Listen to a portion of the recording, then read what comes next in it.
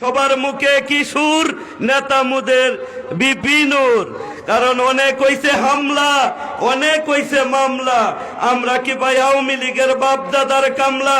9 মাস যারা যুদ্ধ করে আনছে স্বাধীনতা, স্বৈরাচারদের মুখে শুনছি বড় বড় কথা। যখন দেশে যুদ্ধ করে ভারতের সাথে বাউ, দেশ আয়া টাঙ্গায় তো আবার 22 লম্বা নাও। দেশটা যারা নষ্ট করছে, করছে নানান যুক্তি। বাংলাদেশটা নষ্ট করার জন্য ভারতের সাথে চুক্তি। গোপালগঞ্জে জন্ম লইছে ভয়ঙ্কর এক নারী, হাজার হাজার মানুষ মাইরা শেষে ছাড়ছে বাড়ি। মানুষ হইয়া মানুষের দুঃখ সবাই দেখতে চাইয়া, তার বুকে ছিল না রে ভাই একটুখানি মায়া।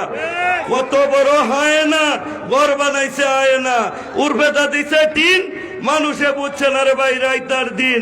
মুনাফেক তারে কয় নতুন কইরাছিন, তারা বুন দুইটা হেলিকপ্টার উইডা গেছে গা ফলাইয়া, ফাফো গেছে খলাইয়া।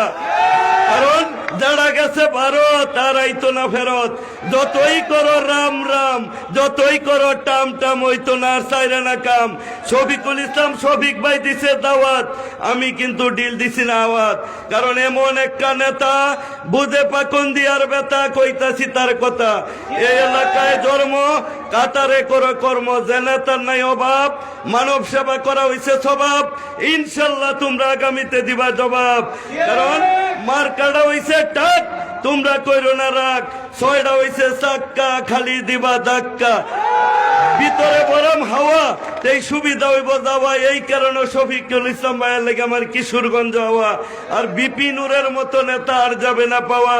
কারণ যার আছে শিক্ষা, টাকা পয়সা কারো কাছ থেকে খাইতো না সে ভিক্ষা। কত হইছে হামলা, বিনা কারণে হইছে মামলা। রিমান্ডে না করছে রাও, তবু বুঝছে তুঙ্গর ভাও, টেহা চাইছে না ভাও। খালি একবার তোমরা সবার মুখে একই সুর, নেতা মোদের বিপিনুর। এটাই আমাদের কথা। আজকে হয়তো তুমি জানো আমি বাংলার কবি, অন্তরে লালন করি এই নূর ভাইয়ের ছবি। হাতে সময় অল্প, পরে আবার করবো গল্প। সকলকে ধন্যবাদ। আসসালামু আলাইকুম।